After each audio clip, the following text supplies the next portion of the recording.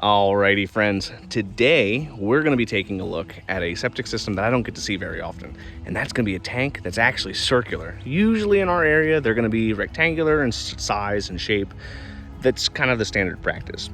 I will generally see circular tanks from installers from Pennsylvania. Not a big deal, but a little bit different, so it's a little bit fun to see.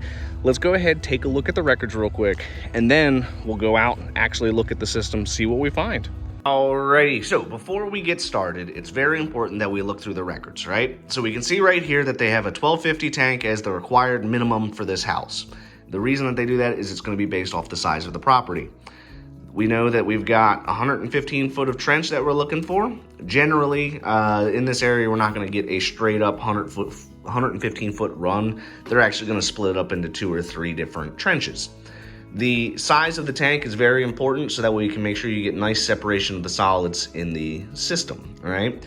Generally nowadays, all septic systems are requiring at least 1,500 gallons. This was done in '08, so the rules were a little bit different. This is very standard, so generally you'll see most trenches will run between 40 to 80 feet. They're usually 2 to 3 feet wide, 6 to 10 feet deep. So all of this is looking to be very normal and very correct. They did not want to put a pump chamber on, and the reason why is that will help to keep the cost down, and it makes it a little bit easier for them to install and not have to worry about the system. So we're gonna look at the sketch, right? So we got our house. The pipe is gonna come out the corner of the house, down and into the first tank, right? This is gonna be basically acting like a 2-chamber system, but instead of having one large tank, it will be 2 smaller tanks back to back. So we're gonna have a circular 1,000-gallon tank up front, circular 500-gallon tank in the back. The purpose of this is a majority of the solids and debris will get stuck in that first chamber. From there, the remainder will go into the second chamber. The second chamber will basically clarify that liquid, make it a little bit less debris going into the drain field, and you run a lower risk of having these fail prematurely. So in a minute, we're gonna go outside, we're gonna take a look and see what do we find in the backyard. Does it look very similar to the way that this looks? And hopefully, if everything's working, this should be functioning just fine. So we'll see you in a second. Alrighty, so we've got our first tank right here, second tank right there in series. So we just looked at the records a few moments ago, and we saw that they wanted a 1,000-gallon tank here and a 500-gallon tank there. And the reason why is the county wanted them to have 1,500 gallons of total capacity. So in this particular installation, we're working with circular tanks, which are a little bit different for this area. Usually they're rectangular, but not a big deal. So usually when I see that we've got 2 tanks in series, that means that installer usually only stocks a certain type of tank, right? Otherwise it'd be a larger style, not having to put 2 in series. So let's go ahead, pop open these lids, see what we're working with, and we'll see in a few seconds. This is where I got incredibly unlucky and could not find the correct size bit for my drill. So I get to do all this by hand, which kind of sucks. But it is what it is, and that's why you should always make sure that if you're going to pull out a bit, that you put it back so you can find it later.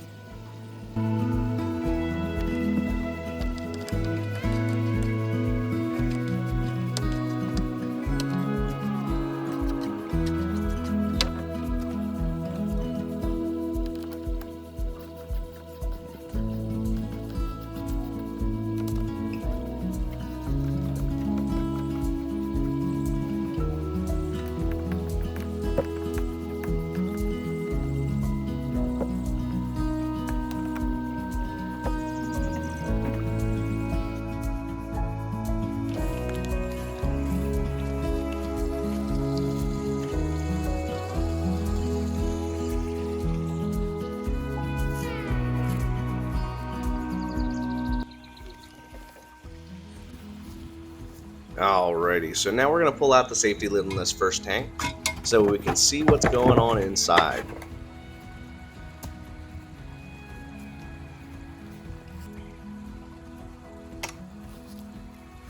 Using the mirror and flashlight, it kind of lets me see what's actually happening in the tank. It's very important to make sure that you check all the baffles and make sure that there's no roots or anything kind of intruding into the tank. Time for you guys to take a dive and see what's going on inside of this tank. Here we go, down the hatch. So we can see here, this is the front wall baffle. We're going to rotate around. We don't see anything on these side walls, which is good. And then we can see the back baffle over here. That side looks good. Let's go ahead and check out the second tank.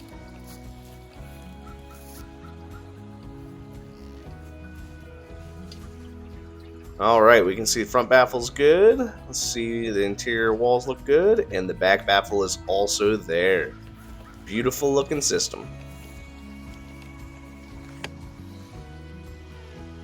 Alrighty, so we've gone ahead, we've looked inside the tank, and we don't see anything super crazy. We've measured the solids using our sludge judge, still didn't see anything crazy. Tank looks like it's in pretty good shape. So the next step, what we're gonna do is, now that we've already looked at the tank, we need to figure out where's the drain fields. So the drain field should be somewhere over here.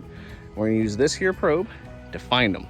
So follow along, we'll see what we find. Alrighty, so what we're trying to do is probe out the stone.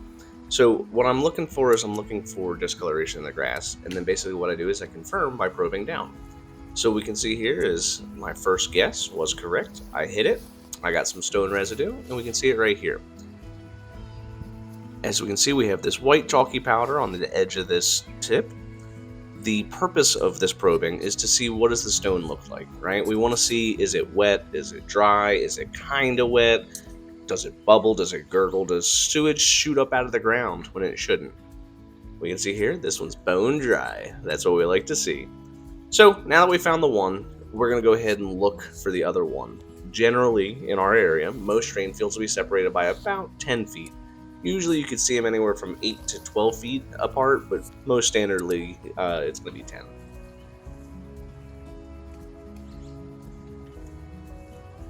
We're going over here to this other one to confirm, and sure enough, we hit the stone, so yep, we found both our drain fields that we needed to find. Alrighty, so we found both drain fields. I showed you the end of the probe tip. It was dry. That's what we want to see, right? So you might have noticed that I've been running water into the tank for a little while now. The reason I'm doing that is called a hydraulic load. I want to see, does the water drain from the tank to the drain fields, and does it drain correctly? When I'm looking for these drain fields, first thing I'm looking for is discoloration, just like that, and that, right? So I could already see the discoloration. The permits showed me that the trenches were going to be over here. So all I did was take that probe, go to where I can see a depression in the grass, discoloration in the grass, probe it to see if I hit the stone, right? So in this particular circumstance, we hit the stone. So that's good. That means that we found the trenches. Next, we want to see what does it look like. So we noticed that the drain fields are dry. So now we're going to do our hydraulic load, and then we're going to probe them again, right? Ideally, we see no change. If we see a change, now we got to start figuring out why. Why do we see a change? What changed? What happened?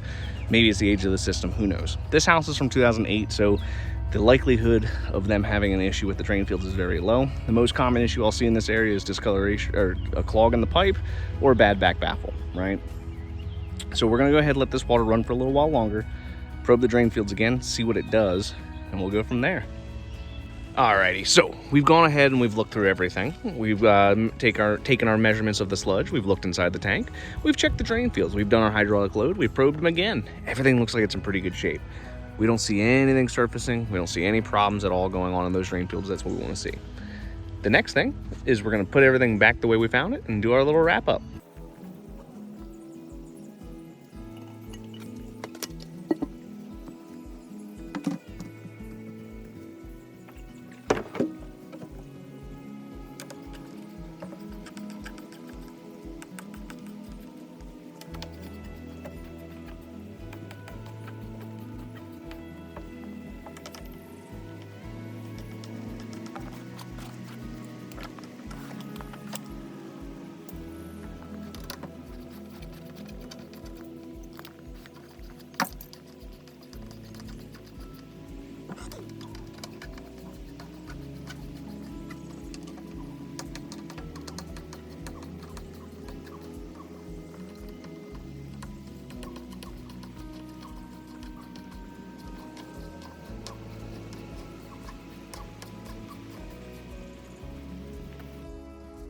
Alrighty, so we got everything put back. A little rundown of what we're working with. So we have our 1,000-gallon tank here with the clean out in the front, riser in the middle, 500-gallon tank right here with the clean out in the front, garage in the middle, and our drain fields over here. Really, the only thing we saw today is just they have a little bit smaller PVC clean out than what we would like to see. Usually you want to see 6 inches, but 4 inches will work for the time being. And then the solids look pretty good. The baffle's got a little bit of deterioration. These are going to be our drain field area. You can kind of see the discoloration in the grass right here and right here, but the drain fields are working. So that's what we want to see. A lot of times people will be asking me, should I inspect a septic system that's only 15 years old? My answer is yes, right? The reason why, if you're buying a home, you're spending a lot of money. You don't know what you're getting when you purchase the home because you don't know how that person's taking care of the house or taking care of their utility sinks. The other day I had a system that hadn't been pumped in 24 years. This one has been far more taken care of. Looks really good, but if you don't inspect it, you don't know what you're working with. So what I usually recommend is get a more thorough inspection every 5 to 10 years. Make sure you get your pump tanked every 2 to 5, and then usually at that point you'll be able to catch any kind of issues when these guys decide to start failing on you, right? All septic systems will eventually break. It's just a matter of when. So as long as you take care of it and you do your best to try and prevent that kind of issue, you'll have a better chance of not wasting money, right? I hope this was a good rundown of how an inspection usually goes, what we're looking for, how it all works.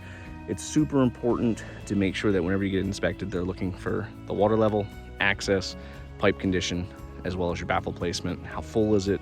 They run some water through, make sure everything's draining correctly. Don't let somebody come in and do a dye test. Those things are a complete waste of time, right? In Maryland, they are not an acceptable evaluation of a septic system. So if somebody ever says, hey, we got to do a dye test to check that septic, unless there's like a creek or some other valid reason, it's not worth doing. Alrighty, well, I hope you enjoyed this video today. If I brought you some value, showed you a little bit about how septics work, please feel free to hit that like button and subscribe. I have more videos posted every day on the world of well and septic. If you're curious about how septic systems work, I have plenty of other videos going over that subject. Hit that like button, subscribe, get informed. Till next time, guys.